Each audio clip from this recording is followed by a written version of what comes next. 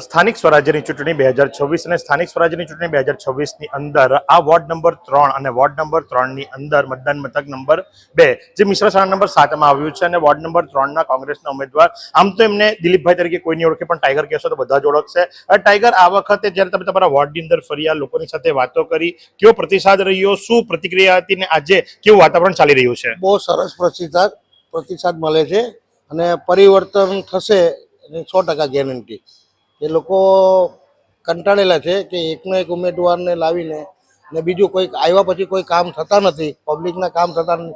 જેવી સુવિધાઓ જેવી કે રોડ, રસ્તા, ગટર, સાફ સફાઈ, ગાય ભેંસ રસ્તામાં રખડતી ગાયો, એનો પોતાનો ત્રાસ છે.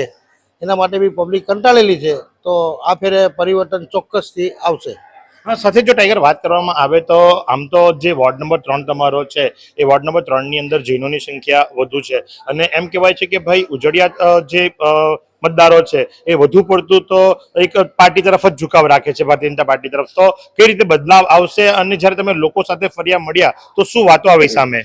એક જ પરિસ્થિતિમાંથી રોજે રોજ ગુજરતો માણસ જ્યારે કંટાળી જાય છે ત્યારે એ જ પરિસ્થિતિને બદલાવવા માટે, પરિવર્તન લાવવા માટે મજબૂર થાય છે. અને અત્યારે પરિવર્તન સારી લોકાલિટીમાં ચાહે છે લોકો કે પરિવર્તન જરૂરી છે અને આ ફેરે પરિવર્તન આવશે. એવું કે તમે જુઓ, સુરતની અંદર બધી જગ્યાએ કોઈ કામ થતા નથી. એકવાર માણસ ચૂંટાઈને આવી જાય છે પછી કોઈ બી કોર્પોરેટર હોય, કોઈ ખબર કાઢવા જતા નથી શું છે શું નહીં. પછી બીજા 5 વર્ષે જ કોર્પોરેટર ખબર કાઢવા જાય, વોટ માંગવા જાય ત્યારે જ જાય છે કે ભાઈ વોટ આપજો, વોટ આપજો.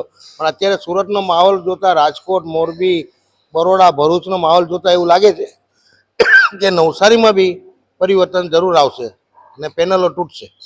પરિવર્તન જરૂર આવશે અને પેનલ તૂટશે. બહુ સાચી વાત કદાચ કહી દીધી હોય એવું લાગે, કારણ કે જ્યાં સુધી અમે આજે સવારથી ફરી રહ્યા છે તો આ વખતે શક્યતાઓ છે કે ward number 4, ward number 5, ward number 6 અને વોર્ડ નંબર 13 આ 4 વોર્ડો જે ખરા એ 100% સંપૂર્ણ પેનલ નહીં આવે એવી શક્યતાઓ વર્તાઈ રહી છે. બાકી 28મી તારીખે પિક્ચર તો સ્પષ્ટ થઈ જશે. તો હાલ આપ જે દ્રશ્યો નિહાળી રહ્યા છો એ દ્રશ્યો છે મિશ્ર શાળા નંબર 7 એટલે કે વોર્ડ નંબર 13 અને જેનું મતદાન મથક નંબર 2.